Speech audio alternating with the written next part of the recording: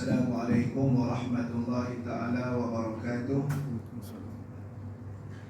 Alhamdulillah, nahmaduhu wa nasta'inuhu wa nasta'dihi wa nastaghfiruh wa na'udhu billahi min syururi anfusina wa min sayyiati a'malina.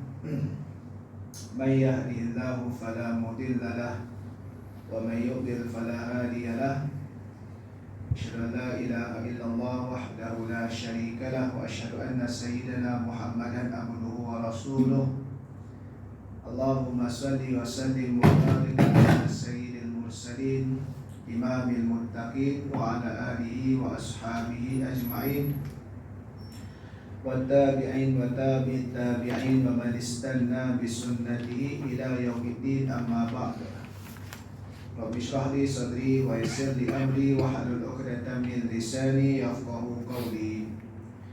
Alhamdulillah, syukur kita ke hadrat Ilahi dengan izin dan limpah kurniaan daripadanya. Kita masih lagi diberikan nikmat iman dan Islam, serta masih lagi diberikan ruang dan kesempatan untuk kita terus berada pada hari ini sehingga ke saat ini. Mudah-mudahan kita manfaatkan tempoh hidup yang diberikan oleh Allah dengan memperbanyakkan amal ibadah dan kita bertaubat apa sahaja kelemahan dan kesalahan kita yang lalu, insya-Allah. Baik, kita sambung pada bacaan kitab Nasihat Agama dan Wasiat Imam Habib Abdullah Al-Haddad, yang mana memberikan tazkirah, yang memperingatkan kita sebagai tanggungjawab kita seorang Muslim hamba kepada Allah Subhanahu wa Ta'ala. Termasuk ke surat yang 26, iaitulah berkenaan dengan amar ma'ruf nahi munkar. Dan kalau kita perhatikan daripada penyusunan nasihat yang diberikan oleh Imam Abdullah Al-Haddad ini, Habib Abdullah Al-Haddad ini, iaitulah beliau menghuraikan tentang surah Ali Imran pada ayat 102, 103 dan 104. Mula-mula dengan seruan takwa, kemudian seruan kepada perpaduan dan jangan berpecah belah, dan seterusnya pada ayat 104 tentang takwa itu juga berkaitan dengan amar ma'ruf nahi munkar. Firman Allah Subhanahu wa Ta'ala, a'udzu billahi minasyaitonir rajim, wa ya'muruna bil ma'ruf wa yanhauna 'anil munkar wa ulaika humul muflihun. Ini sebahagian dia lah. Kalau ayat lengkap dia, wal takum minkum, bermula dengan ayat itu. Dan mereka menyuruh berbuat baik dan melarang berbuat jahat, nahi munkar lah, dan mereka itulah orang-orang yang berjaya. Surah Ali Imran ayat 104. Jadi dalam ayat ini, apabila seruan daripada Allah menyuruh takwa, kemudian menyuruh umat Islam bersatu padu dan jangan berpecah belah, ada lagi tugasan tanggungjawab umat Islam sebagai tanda ketakwaan dia, iaitulah membentuk kelompok ataupun umat yang melaksanakan tugasan, iaitulah amar ma'ruf nahi munkar. Seruan ke arah kebaikan, amar ma'ruf dan nahi munkar tadi itu. Amar ma'ruf ni kita suruh pada perkara-perkara yang ma'ruflah baik. Manakala nahi munkar ni kita cegah perkara-perkara yang kemungkaran tadi itu. Ayat ini lanjutan dari ayat Ali Imran yang 104 yang sebelumnya. Orang yang berjaya, beruntung, menang dan bahagia di akhirat adalah mereka yang amar ma'ruf nahi munkar. Ini adalah yang disebutkan oleh Allah Subhanahu wa Ta'ala. Ia merupakan asas Islam yang penting dan tugas yang utama atas kaum muslimin. Ini juga menjadi dalil bahawasanya kita sebagai umat Islam yang sebenar bukanlah hanya memikirkan soal diri sendiri, tetapi kita juga mesti ada hubungan dengan kemasyarakatan. Kalaulah dengan beribadah itu menjadikan kita ni jauh daripada masyarakat, nescaya Nabi SAW takkan berada bersama dengan kelompok masyarakat. Nabi akan duduk di tikar sejadah sahaja, duduk di ruang solat sahaja, tapi tidak. Ibadah, tapi dalam tanggungjawab kita dengan masyarakat juga ditunjukkan sunnah baginda sallallahu alaihi wasallam. Saya selalu pesan kepada pelajar-pelajar yang bersatuan ni akan disemangatkan Saya kata kalau bermusyarat, selain daripada teknikal musyarat, apa agenda, berapa limit masa, setiap kali musyarat niatkan ikut sunnah Nabi sallallahu alaihi wasallam, kerana Nabi sallallahu alaihi wasallam adalah individu yang paling banyak dan kerap bermusyarat, sebagaimana yang diriwayatkan oleh Abu Hurairah dalam kitab Asyura Baina Wajibah wa Faridah wa Nizam. Dr. Juma'a Amin tak silap. Abu Hurairah kata, aku tak pernah lagi aku tengok lelaki yang paling kerap dan banyak bermusyawarah adalah Nabi sallallahu alaihi wasallam. Dalam urusan wahyu sahaja yang muktamad Nabi arahkan. Tapi selain daripada itu, Nabi akan bermusyawarah. Termasuklah dalam tahanan perang Badar. Nabi tanya Abu Hurairah, Nabi tanya Abu Bakar dan Sayyidina Umar. Sayyidina Abu Bakar dan Sayyidina Umar. Nabi tanya. Dalam nak berperang, perang Badar sekalipun, Nabi himpunkan sahabat Muhajirin dan Ansar tanya kesediaan. Dalam perang Uhud, nak perang dalam kota Madinah atau luar kota Madinah, Nabi tanya para sahabat, kan? Ada kala yang mana pandangan Nabi itu mendapat pandangan majoriti, kan? Ada kala pandangan Nabi itu minoriti. Nabi dahulukan yang majoriti selagi mana tak bercanggah, kan? Sebagaimana perang di dalam atau luar kota Madinah, Nabi sendiri kalau ikutkan, Nabi nak perang dalam kota Madinah. Nah, tapi beramai sahabat ketika itu yang nak berperang di luar kota Madinah. Kerana apa? Ada kalangan mereka yang tak sempat sertai perang Badar. Jadi dia punya semangat berperang tu lain pesek. Jadi ramai kata kita luar kota Madinah lah ya Rasulullah. Bila ramai macam tu, Nabi pun terus ambil baju besi, Nabi sarung. Sahabat ni dah sebersalah dah. Takut-takut apa yang permintaan sahabat ni menguris hati Nabi sebab pandangan Nabi lain. Nabi kata tidak. Bila seorang Rasul telah memakai baju besi, dia takkan angkat, jadi takkan tanggalkan melainkan dah selesai tugasannya. Dan dalam bab yang kita panggil perkara ijtihad ataupun bukan perkara muktamad. Dengan memelihara asas itu akan lurus segala perkara yang dan elok segala hajat. Dengan mencuaikan, yakni kita abaikan amar ma'ruf nahi munkar, akan tergendala segala hak dan terlanggar segala batasan. Betul. Apa sahaja peraturan ketetapan Allah, bila kita cuai, maka disitulah berlaku kerosakan. Dan bila Allah Ta'ala kata apa, contohnya apa, kita mesti menutup aurat sepenuhnya. Tapi bila kita tak menutup aurat sepenuhnya, akan berlakulah gangguan seksual, akan berlakulah kita panggil pandangan-pandangan yang liar dan sebagainya, kan? Allah Ta'ala kata apa, kena jaga nyawa-nyawa ni haram untuk nak dibunuh.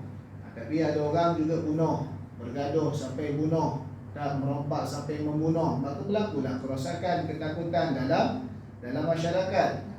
Sebabkan itulah bila Islam ni menyuruh sesuatu perkara pensyariatan, maka ia adalah untuk maslahat manusia itu sendiri. Kena ingat Syekh Al-Tawi sebut dalam kitab dia Al-Halal wal-Haram fi Islam, halal dan haram dalam Islam.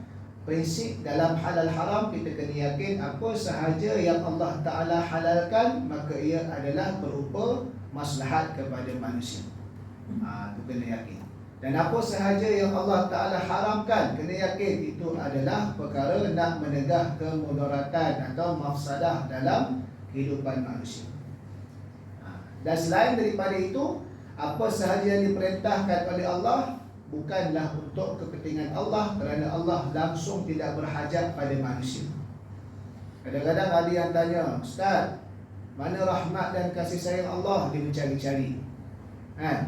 Nak dapat rahmat dan kasih sayang Allah, salah satunya buat apa yang diperintahkan oleh Allah. Maka itu tanda rahmat kasih sayang Allah. Apa sahaja yang Allah Ta'ala suruh, itulah untuk kebaikan kita. Apa sahaja yang Allah Ta'ala larang, itulah untuk mencegah diri kita daripada keburukan. Itulah kasih sayang Allah. Makanya bila laksana syariat Allah, maka kita akan nampak kasih sayang Allah Subhanahu wa Ta'ala tersebut tadi. Kan? Itu salah satunya. Kasih sayang Allah Subhanahu wa Ta'ala lagi adalah apa? Mengutuskan Rasul. Dan selepas dan juga selepas para Rasul, adanya pewaris yang membawa risalah-risalah Islam, kalangan ulama dan sebagainya. Makna kata tak nak dibiarkan manusia dalam kesesatan. Ini kasih sayang Allah. Kalau tak diutuskan Rasul dan tak ada pewaris Rasul daripada kalangan para ahli ulama, bimbang manusia ini tak kenal Tuhan. Semalam hari guru kan, semalam hari guru banyaklah slogan-slogan dan sebagainya. Antara biasa yang diperingatkan, laula murabbi ma araftu rabbi. Kalaulah bukan kerana murabbi, orang yang didik aku, guru aku ni, nescaya aku tak kenal Tuhan. Kita ni walaupun bukan profession guru, tapi kita ni seorang guru kepada anak kita. Sebenarnya orang lelaki ni, kita ni guru yang pertama pada anak kita. Kita ni guru yang pertama pada anak kita. Menerusi apa? Menerusi azan selepas anak kita dilahirkan. Kita azan lepas anak dilahirkan tu bukan azan nak semayang.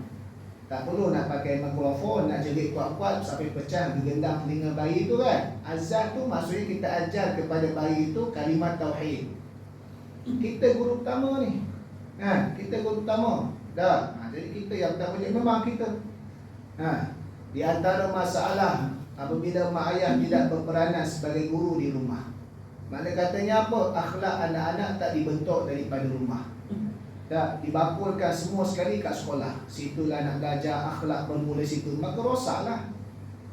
Di rumah didik akhlak, didik habits, attitude yang baik. Kemudian di sekolah cikgu akan bantu teruskan dan didik silibus pelajaran. Tapi kalau di rumah dibiarkan malas, dibiarkan cakapnya buang hajat, tak beradab, langsung tak ada apa, pergi kat sekolah. Anak kita seorang, satu kelas berapa orang? Maksimum 40 orang buang hajat. Mana nak terkawal? Didik anak akhlak di rumah dulu, hantar ke sekolah, cikgu akan teruskan dan sambung untuk silibus pelajaran. Kan ini anak jahat cara cikgu terus. Kita ada tak didik anak kita kat rumah? Dah ajan je sebagainya, tanya dia pantau dia ke tidak, kan? Jadi itu sebenarnya kita ni buat apa lah guru kepada anak kita tadi, kan? Sebab apa? Guru yang macam mana tadi tu asasnya mengajak, menyuruh perkara makruf, ajar dia semayang, ajar dia menutup aurat, ajar dia beradab, ajar dia hormat orang tua dan sebagainya. Cegah kemungkaran. Kalau nampak benda yang salah, kita tegur. Saya tak pastilah datang mana skill parenting. Kadang-kadang kita dengar tu, kita kata meluat juga. Don't say no tu anak, jangan cakap no pada anak. No. Dalam Quran jelas, Luqmanul Hakim, Allah Ta'ala rakam, la tusyrik billah. La, jangan sekutukan Allah. Tak boleh, no, jangan. Saya tak pastilah, mungkin acuan, mungkin ada teori je lah, kan? Tapi janganlah sampai over sangat, langsung tak boleh, kan? Sampai anak buat ke orang macam isu masjid surau, kan? Ramadan setiap kali seorang tu orang datang, betul, kita minta masjid mesra kanak-kanak, betul. Tetapi masjid bukan taman permainan, dia adalah tempat ibadah. Mak ayah yang bawa kena kontrol, jangan bawa tinggalkan. Ini salah siap lah ni. Masjid tak ni, anak sampai panjat atas mimbar, salah ibu apa? Salah ibu apa? Sebab kita yang kena pantau bawa dia. Masjid membuka ruang, kan? Sama juga kalau di rumah jiran, kita datang, anak kita ni buat hancur ke rumah orang, mati kucing orang, kita kena pantau. Tak boleh atas saya tetamu tau. Betul, tetamu ada batasan ni, kan? Sebab tu kena didik. Dari sudut tadi tu, bila ada salah, no, jangan. Tak boleh ke ikutlah apa-apa, ikutlah apa perkataan kita nak. Kalau tak nak guna, jangan. Tapi saya guna yang Quran punya. Luqman Hakim kata la tusyrik billah, jangan mensekutukan Allah Ta'ala. Sebab kita nak cegah perkara yang mungkar tadi, kan? Yang baik, yang benar, maksudnya segala perkara yang diperintahkan oleh Allah kepada kita untuk mengerjakannya, sedang dia rela jika sekalian hamba menunaikannya. Apa yang baik, yang benar itu apa yang diperintahkan oleh Allah, apa sahaja, kan? Baik atau buruk dari sudut akidah Ahlus Sunnah wal Jamaah adalah perkara-perkara yang bertepatan dengan perintah Allah. Bunuh, elok ke tidak? Kalau ketika itu bunuh yang dimaksudkan adalah dalam konteks perang, medan jihad, jadi baik sebab Allah Ta'ala yang perintahkan. Kerana apa? Kerana nak mempertahankan hak. Tapi kalau bunuh nyawa tanpa ada perkara yang hak, saja-saja nak bunuh orang, itu jadi jahat, tak boleh.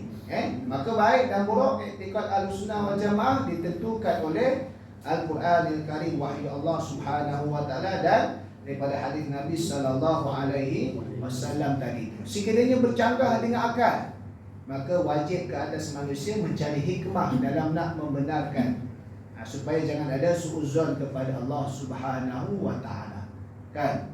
Contohnya, kenapa nak sembahyang subuh ni?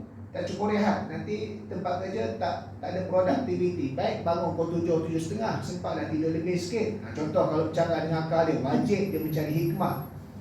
Kenapa kena bangun awal? Kenapa kita kena korbankan sebagian tidur kita? Apa dia punya manfaat dalam agama dan juga dunia? Mesti cari sampai hilang keraguan kita terhadap agama Allah Subhanahu wa taala. Dan itu benda wajib dalam kita panggil hifzul aql. Dan dalam menjaga akal, dalam perbahasan maqasid syariah, wajib mencari ilmu untuk menghilangkan apa sahaja keraguan terhadap agama ni. Supaya jangan nampak negatif ataupun buruk tadi itu. Tak boleh. Kan? Wajib sampai kita ni, sebab orang musuh dia akan sentiasa mendatangkan keraguan dengan keraguan. Kan? Yang jahat, yang salah, perkara yang dilarang oleh Allah kepada kita untuk melakukannya, kan dia suka kalau kita jauh perkara tersebut. Jadi bila kita buat amar ma'ruf nahi munkar ni adalah kita, tanda kita juga adalah hambanya yang bertakwa. Kan seruan takwa kan pada awal tentang takwa. Jadi tanda seorang tadi takwa juga adalah amar ma'ruf nahi munkar. Kan? Amar ma'ruf nahi munkar pun dapat pahala sedekah. Nabi kata, kan fi kulli tentang berkenaan dengan sekumpulan sahabat Nabi tanya tentang Rasulullah tentang sedekah. Yang tak ada harta macam mana? Fi kulli tasbihatin sedekah. Pada setiap kali tasbih sedekah. Fi kulli tahmidatin, setiap kali kita tahmid, ucap alhamdulillah sedekah. Takbir, tahlil, la ilaha illallah sedekah. Fi amri bil ma'ruf wan nahi anil munkar sedekah. Dapat pahala sedekah. Makna kata dapat pahala. Buat benda ni bukan sekadar suka-suka, sukarelawan nak jadi hero, tak, itu lain punya. Tapi kalau niatnya betul, dapat pahala sedekah. Kan? Dapat pahala sedekah. Bahkan ia dikira juga sebagai al-zikru bil fi'li. Kan? Fikir dengan perbuatan. Sebab apa? Siapa yang suruh cegah tu? Allah. Siapa yang suruh ajak orang buat perkara ma'ruf? Siapa yang suruh dakwah? Allah. Kalau kita malah nak dakwah orang belum tentu terima. Biar aku tidur kat rumah tengok Netflix ke apa sebagainya kan. Ni nak kena keluar buat kerja, dah flyers lah, ajak orang lah, buat program lah, kan. Tapi kita peruntukkan masa, tenaga kita tadi sebab apa? Allah Ta'ala suruh.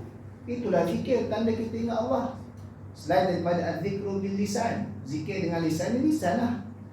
Zikir dengan akal, dengan kita perhatikan alam. Zikir dengan ahwal dan juga af'al, dengan perbuatan kita adalah dengan laksanakan perintah Allah. Itu zikir. Sebab apa? Kita buat benda ni sebab apa? Allah Ta'ala yang suruh.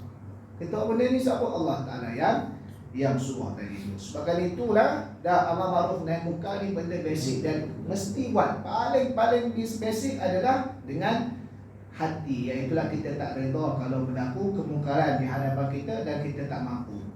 Kan Nabi kata siapa yang melihat kemungkaran maka cegah dengan tangan, yakni dengan kuasa dia ada. Maka sekiranya tak mampu, bukan au tu pilihan, tapi sekiranya tak mampu. Kalau mampu dia kena buat dulu. Kalau tak mampu barulah berpindah kepada lisan lidah dia. Kalau tak mampu juga barulah dengan hati dia. Itu adalah selemah-lemah iman. Tapi kalau hati redha, ni dah jadi maksiat tadi tu. Tak boleh.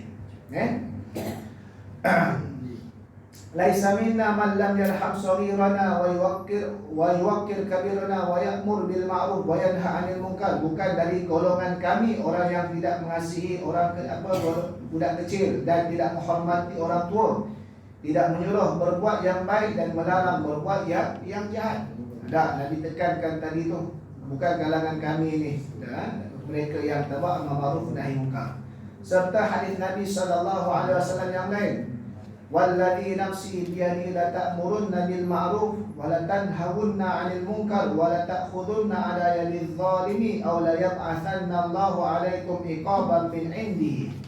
Demi jiwaku yang berada di dalam kekuasaannya, adalah kamu menyuruh berbuat baik dan melarang berbuat jahat dan menegah orang yang zalim, ataupun Allah akan menurunkan azabnya ke atas kamu. Kalau kita tak buat amar ma'ruf nahi munkar, tak cegah perkara kezaliman, Allah Ta'ala akan turunkan azab, hukuman ke atas kita, dan akan berlakulah kesengsaraan dan sebagainya. Dan masa setiap kali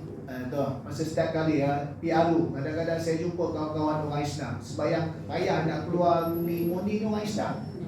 Orang Melayu Islam ni kadang payah nak macam-macam kelompok, yang kelompok ni Tak nak keluar sebab apa ni tak ada dalam Islam, tak nak keluar sebab apa ini celupan barat, tak nak keluar sama je semua. Macam-macam jumpa. Saya kata, tak, dengan kita membuat pilihan atas tanggungjawab sebagai rakyat, dengan pilihan yang kita ada, informasi yang kita cari sebagainya, kita niatkan inilah cara kita dalam nak bantu agama Allah. Ada menaikkan mereka yang boleh laksanakan perintah Allah dan menegah kezaliman kalau ada berlaku kerosakan. Nah, bila kita niat tadi itu, dapat pahala. Saya pun tunjuk gambar Syekhul Azhar sendiri dekat negara Mesir turun, Mufti Mesir pun turun. Kita tak kalah tak ikut orang alim dekat negara yang mengamalkan sistem demokrasi. Maksudnya, kalau kita bahas dari sudut Islam dengan cara yang baik matang, maka tak timbullah isu. Kita buat tadi tu sampai keluar untuk buat laksana perintah agama dan dia tanggungjawab kita sebagai rakyat, dapat pahala. Sampai tahap macam tu Islam ni tuan-tuan. Sampai tahap macam tu. Sebab apa? Sebab apa sahaja perkara wasilah dan juga platform dia, walaupun berubah dari sudut zaman, tapi kalaulah objektifnya tadi itu untuk amar ma'ruf nahi munkar, dapat pahala tadi itu. Begitu juga hadis Nabi SAW, "Idza habat ummati an taqula lidh-dhalim ya dhalim, faqad tuwdi'a minha." Kiranya umatku takut berkata kepada si zalim, hai zalim, yang ni tak nak tegur dia. Maka terlepaslah amanat itu dari tangannya. Macamnya habislah, dia tak laksanakan perintah Allah. Kan? Paling mudah kita jangan tengok besar-besar lah, kita keluarga kita. Kalau ada isteri kita yang masih lagi tak tutup aurat secara sempurna, berani tak kita tegur? Kata beras kita beli. Takut tidur luar pula. Takut tidur luar apa? Itu kewajipan kita tuan-tuan. Kewajipan kita sebagai seorang suami. Anak-anak kita yang nanti dah semakin besar, anak lelaki tak semayang ke, kan? Anak perempuan kita yang semakin besar tak tutup aurat ke, tu kita kena jawab tu tuan-tuan. Jangan pergi jauh sangat. Jauh-jauh tu nanti tuan-tuan. Tapi yang kita kat keluarga kita tadi, sebab Nabi SAW mula berdakwah terang-terang pun bermula dalam keluarga dulu. Keluarga dulu. Kita semangat kat media sosial ni macam-macam ni. Keluarga lupa. Yang kat media sosial masyarakat tu kita terus segala atas tanggungjawab sebagai seorang rakyat ke apa, tapi keluarga kita jangan lupa. Anak tak tahu tak aurat. Jangan. Dia dah tegur, ajar dia. Mula daripada kecil lagi, latih dan sebagainya. Isteri kita, bagaimana kita nak terangkan kepada dia tentang ini perintah Allah. Bukan sekadar nak menarik hati suami. Hati suami pun akan tertarik bila isteri tadi tu buat perintah Allah. Kan? Kadang-kadang ada juga soalan, isteri baik dah, suami pula macam tu. Dia dalam Quran dia tunjuk dah kerenah manusia ni macam-macam. Ada yang suaminya jahat, isterinya baik macam Fir'aun dengan Asia. Maka jadi tanggungjawab dakwah kepada isteri nak dakwah suami dia. Ada yang kita panggil suaminya baik, isterinya jahat. Sebagaimana Nabi Nuh dan Nabi Lut, tanggungjawab suami dalam nak dakwah isteri. Ada yang dua-dua jahat. Contohnya apa? Abu Lahab dengan isteri dia yang dipanggil Ummu Jamil. Wa imra'atuhu hammalatal hatab. Wa imra'atu hammalatal hatab, di sini paling minimal ada 6 tafsiran ulama. Salah satunya apa? Wa imra'atu hammalatal hatab, dan isterinya, ya ini isteri kepada Abu Lahab, surah Al-Masad tu kan. Hammalatal hatab, membawa kayu-kayu bakaran api. Makna katanya apa? Ada tafsiran mengatakan maksudnya isteri inilah yang tukang bakar lagi. Tu yang bawa kayu api tu. Suami buat jahat kan, suami dia kutuk Nabi Muhammad, Abu Lahab kutuk Nabi Muhammad SAW. Ummu Jamil dikata belasah lagi bang. Tukang cocok. Dia kata tukang cocok. Ada tafsir yang mengatakan wa imra'atu hammalatal hatab, dan isteri dia sendiri akan menjadi bakar kepada Abu Lahab tu nanti. Sebab apa? Sebab waktu di dunia dia tolong buat benda jahat, waktu ke akhirat kamu bakar sendiri suami kamu. Sebab berkomplot sampai hati lah. Macam tu azab Allah Ta'ala, kenakan hukuman. Ada macam tu. Ada yang kita panggil pasangan suami baik, isteri baik. Macam Nabi SAW dapat Sayyidatina Khadijah, dapat Aisyah dan sebagainya. Jadi Allah Ta'ala ada cerita dah watak-watak tadi tu. Jadi pedoman kepada kita. Jadi kita berada pada watak yang mana, di situlah ada ujian dan bahagian kita di sisi Allah Subhanahu wa Ta'ala. Jadi kalau orang tadi tu sampai nampak kemungkaran tegur pun dah tak nak dah, maksudnya akan hilanglah, lenyaplah kebaikan umat dan dekatlah masa kehancuran dia tadi tu. Kan Jadi keluarga kita jaga dulu. Bermula dengan keluarga kita, kemudian kita pergi masyarakat, sampailah kepada negeri dan negara tadi itu. Alasan batil pada meninggalkan amar ma'ruf nahi munkar, Allah Subhanahu wa taala tidak akan menerima uzur-uzur yang tidak logik. Dia buat alasan yang tak logik lah, tak nak amar ma'ruf nahi munkar. Dan alasan-alasan yang tidak benar yang biasanya dibuat-buat oleh anak-anak zaman sekarang dalam meninggalkan menyuruh berbuat baik dan melarang berbuat jahat. Kadang-kadang buat maksiat perkara biasa dah jadi normalisasi. Anak biasa lah ya, dah 18 tahun memang kena pergi parti. Macam normalisasi. Itu bahaya. Kan Misalnya dengan berkata mereka itu tidak akan mendengar kata-kata kami lagi, biarpun kami menyuruh atau melarang. Dia tak nak dah buat kerja-kerja dakwah. Alasan apa? Kalau kami suruh pun bukan mereka ikut. Akhir sekali dia putus asa down, tak nak buat kerja dakwah. Ni alasan yang tak diterima oleh Allah. Sebab apa? Sebab Nabi sendiri pun berhadapan dengan penolakan umat dia tadi itu. Ada yang Nabi umat dia tak sampai 100. Nabi Nuh dah 950 tahun dakwah. Bilangan umat dia tak sampai 100 pun. Nabi cerita di akhirat ada Nabi itu, satu Nabi tak sampai 3 orang pengikut dia. Sikit. Nabi Muhammad ni kena banyak lah. Ada yang berhadapan macam-macam. Ada lagi yang beri alasan, misalnya kami akan ditimpa bahaya yang tak sanggup kami menahan lagi jika kami kempen menyuruh berbuat baik dan melarang berbuat jahat, dan banyak lagi misal-misal yang lain. Semua itu timbul dari sebab kurang gairah atau cemburu terhadap agama Allah. Maksudnya dia tak lagi nak rasa nak cari habuan yang besar, nak cari pahala yang besar tadi. Akhirnya tinggalkan kerja-kerja dakwah tadi itulah. Kerja dakwah tadi. Alah anak, contoh anak dia pandai-pandai dia ustaz, dia dah besar. Sedangkan anak tu masih lagi tinggal di bawah bumbung rumah kita lagi, tanggungjawab kita. Kalau anak tadi tu dah keluar, dah ada keluarga dia sendiri, tinggal di rumah sendiri, tetap ada tanggungjawab kita. Tetap ada tanggungjawab kita. Alah dia dah ada sendiri dah. Tapi kalau jelas benda tu maksiat, sebagai bapa, sebagai ibu, kita kena sampaikan nasihat kepada anak-anak kita tersebut. Jadi benda tadi tu jangan buat alasan, ustaz tidak besar dah, ustaz pandai-pandai dia lah. Memang pandai-pandai dia, takut kita juga disoal macam mana nak pandai-pandai kita tadi tu. Banyak lagi lah tuan-tuan. Sebabkan itulah bila sebut semalam hari guru sebenarnya peluang besar kita nak dapat pahala yang berterusan. Itulah dengan ajar anak kita benda-benda yang baik. Ajar ngaji, ajar semayang, ajar tutup aurat. Yang kalau anak lelaki ajar bagi masjid surau, ajar jadi rajin, survival skill, ajar hormat orang tua. Jadi bila mereka meneruskan dah besar, kita yang ajar ada orang ni, kita dapat pahala walaupun kita dah mati. Jadi mudah. Jangan kita panggil, sekolah aku dah bayar mahal kau, selesai semualah, aku bagi duit. Jangan macam tu. Sekolah lah. Tapi didikan di rumah itu adalah juga yang perlu dibuat sebagai kita panggil peluang kita nak pahala yang berterusan sebagai seorang bapa tadi tu. Jangan sampai orang kata bahasa kasarnya, orang tu kata jangan pandai dibuat anak ya, didik anak tak reti. Orang tu kadang-kadang pandai buat anak ya. Kita pandai buat anak. Maksudnya ialah anak tadi itu kurniaan daripada Allah, dia menjadi ujian pada kita. Kalau anak tadi itu alhamdulillah kita dah usahakan didikan yang terbaik, dia jadi anak yang soleh, jadi anugerah pada kita. Tapi kalau kita dah usaha dah, kita dah didik dia dah, tapi dia masih lagi terpengaruh dengan faktor luar yang negatif, mudah-mudahan kita tak dipersoalkan. Dia akan ditanya sendiri atas apa yang dia buat. Tapi kalau kita sendiri yang membiarkan, maka di situlah kita bimbang, takut nanti ditanya juga oleh Allah, kenapa kamu tak didik dia? Apa peranan kamu sebagai seorang bapa? Baik.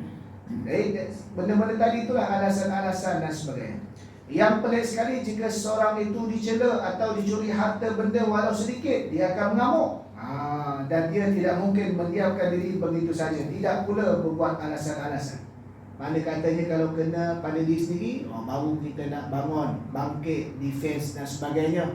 Tapi kalau tak ada kaitan dengan diri kita, tapi walaupun kena pada agama, kita buat dia je, alasan-alasan. Tapi kalau pada kita sendiri, baru kita tahu yang mengamuk, Tidaklah kerana mereka menganggap bahawa harta-harta dan barang-barang dunia itu lebih penting dari agama Allah. Kan jadi bila orang kata kepada agama Allah buat siasat apa, tak ada kaitan kita. Kita punya gaji cukup, kita punya harta benda tak ada rosak, kita punya kereta rumah okey, biarlah. Tapi kalau kena kereta kita hilang, oi, marahlah kita. Oh, ngamuk. Dah. Kalau aku jumpa yang melasah habis-habis. Dah, siapa? Sebab ada kaitan dengan kepentingan kita. Sebagai itu kita kena rasa kepentingan tadi itu bersama dengan agama Allah. Barulah kita akan bangkit bangun dalam nak melaksanakan dakwah tadi itu. Andai kata dakwah mereka itu dapat diterima bahawa dakwah mereka tidak akan didengar, kiranya mereka menyuruh atau melarang, maka apa pula sebabnya yang menarik mereka untuk bercampur gaul dengan ahli-ahli mungkar dan berkawan dengan mereka? Kenapa nak berkawan? Tak kawan, sembang-sembang dunia nak, tapi nak ajak kepada kebaikan tak nak. Dah, apa alasannya? Kan? Jadi di situlah sepatutnya bila berkawan, dah selain daripada fitrah kita hidup secara bermasyarakat, kita mesti ukhuwah kerana Allah. Saling berpesan-pesan, nasihat menasihati. Kan? Mana yang tak elok kita perbaiki. Mana yang elok sama-sama kita melaksanakan dan kita berkongsilah. Kan?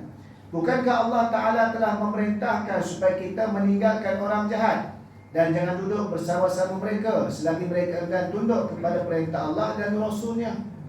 Kalau ikutkan jangan berkawan. Nabi kata la tashab illa mu'minan, jangan kamu berkawan melainkan orang beriman. Maknanya katanya bukan tak boleh berkawan dari sudut manusia dengan orang yang tak beriman, tapi bila dengan yang selain pada beriman, selain kawan mesti kita kena ada usaha dakwah tadi. Sama ada dakwah secara lisan ataupun dakwah secara peribadi kita tadi itu. Itu dakwah. Kan? Biar apa-apa sahaja kepentingan tadi itu balik kepada Allah. Kita bekerja nak jadi kaya kerana Allah supaya apa? Boleh bayar zakat, boleh bagi infak, boleh bantu orang susah. Kan? Kita apa? Kita nak ada anak supaya apa? Selain daripada dia akan meneruskan legasi harta benda kita, mereka juga akan menjadi umat Nabi SAW yang meneruskan pengabdian diri kepada Allah. Kita juga nak makan. Sebab apa nak makan? Supaya selain daripada rasa sedap, kita kenyang. Supaya biar jadi tenaga, kita boleh buat amal ibadah. Jadi biar macam tu, apa sahaja mesti balik kepada basic, kembali pada Allah. Tak terhenti kepada yang tadi tu. Aku nak makan sekadar nak kenyang, sedap sahaja. Bukan sekadar itu. Buat tarik lagi supaya jadi bekal, supaya aku boleh buat ibadah kerana Allah. Kan? Kita nak gembirakan hati orang rumah kita hari apa? Hari apa baru ni? Hari ibu. Ataupun dia rumah kita ataupun mak kita. Kan? Kita belanja dia. Kerana apa? Kerana Allah Ta'ala suruh wa'ashiruhunna bil ma'ruf, dan bergaullah dengan wanita isteri-isteri itu dengan cara yang baik. Bukan sekadar kita, biar balik kepada Allah. Kan? Sampai tahap macam ni. Kan? Sama macam yang saya sebut masa bulan Ramadan, sebelum daripada raya tu, kita belikan baju raya kepada isteri kita. Sebab apa? Sebab nak gembirakan mereka.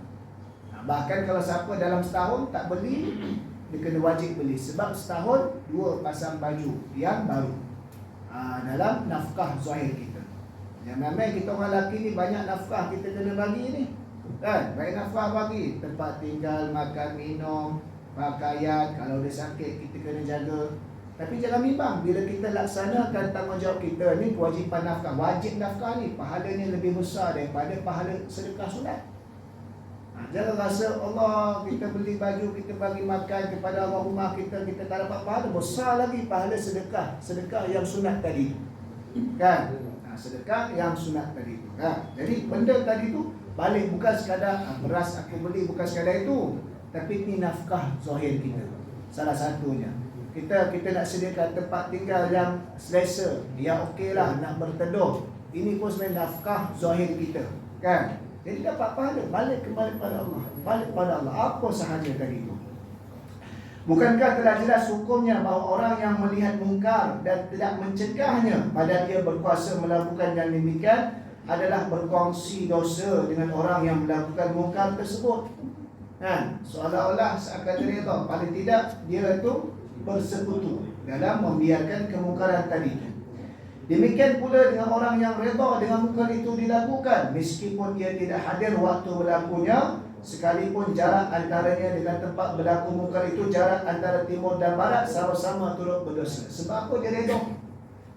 Dia reda. So apa? Okey lah ni, tak ada masalah. Kan? Yang penting kita boleh apa yang kita nak, benda tu maksiat. Dah, contoh konsert-konsert yang muka ke, ataupun orang jahat bunuh orang Islam ke, ikut dia. Kita pula reda. Okey tu, tak masalah. Dosa sekali. Sebab apa? Sebab kita bersekutu dengan apa tadi tu. Terus, hendaklah kita cinta kerana Allah terhadap orang-orang yang mentaati dia, serta benci kerana Allah. Cinta pun kerana Allah, benci pun kerana Allah. Bukan kerana nafsu atau emosi semata-mata.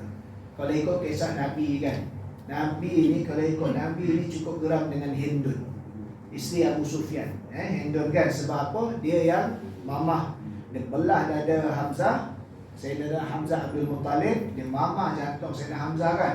Kalau ikut Nabi, Nabi cukup geram dengan dia, sebab dia perlakukan Sayyidina Hamzah sedemikian rupa. Mati dah, dua syahid dah Sayyidina Hamzah tu kan, oleh Abu Lu'lu'ah kan, yang lempar lembing tu. Tapi dia nak tunjuk dia geram sangat kat Sayyidina Hamzah, sebab dalam perang Badar dia punya keluarga dia banyak mati. Hindun tu masa tu dulu kat Islam lagi, dia geram dapat Sayyidina Hamzah punya jenazah tu, dia belah dada, dia mamah jantung, dia lodah balik. Nabi tahu, Nabi geram. Kalau ikut Nabi, Nabi geram. Sampai Hindun sendiri malu kat Nabi. Hindun apa? Hindun pakai kuda. Hindun pakai kuda sebab malu kepada Nabi SAW. Sedar juga kan, tapi dapat Nabi terima. Hindun mengadu kepada Nabi SAW tentang isu yang pasal Abu Sufyan dikedekut, pergi outstation tak tinggalkan duit kan, tak bagi duit peruntukan khas. Kan Nabi kata kalau ada boleh ambil, guna secara makruf kan. Contoh komputer pergi outstation tertinggal nak berikan duit nafkah ataupun perbelanjaan kepada orang rumah kita. Orang rumah kita tahu nombor PIN masuk bank kita, habis dah. Tak apa, pakai secara makruf. Tapi jangan pakai secara habis.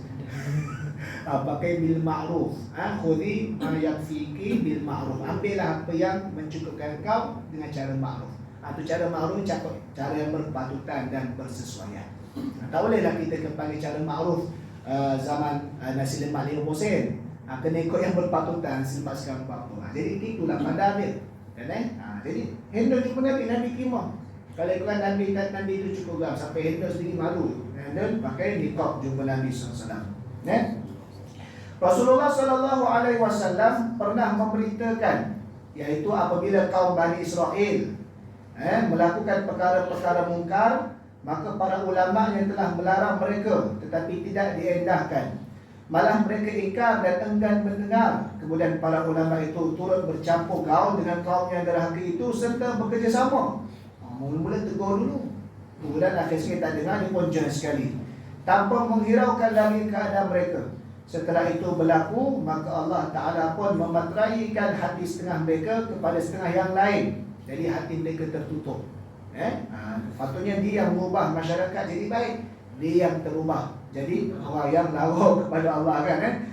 Serta diturunkan laknat ke atas mereka sekalian menerusi lidah Nabi-Nabi Allah Daud dan Isa bin Maryam alaihi wassalam.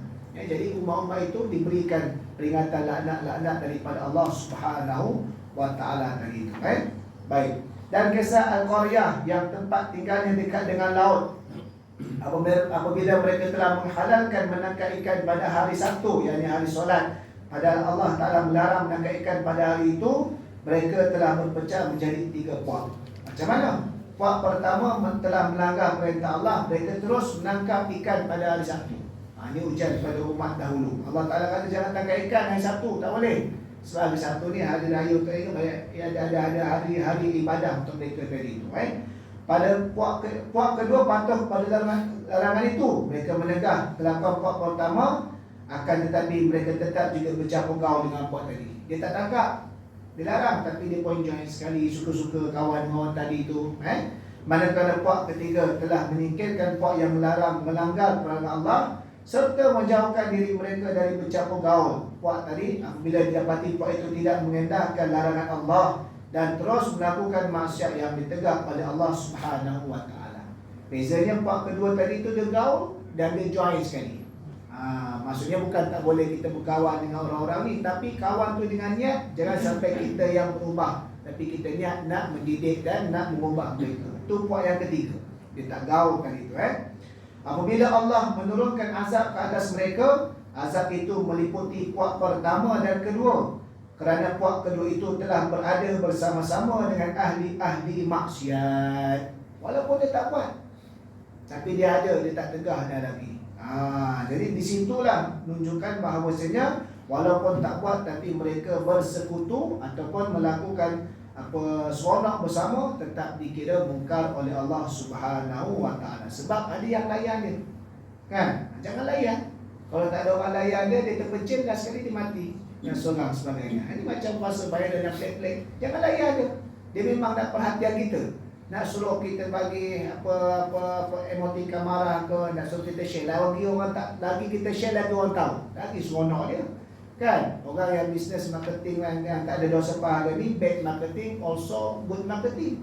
Sebab free dapat marketing orang rich tadi tu secara ni. Jangan layan. Abaikan mereka biar kelompok mereka tadi lama-lama tadi lah.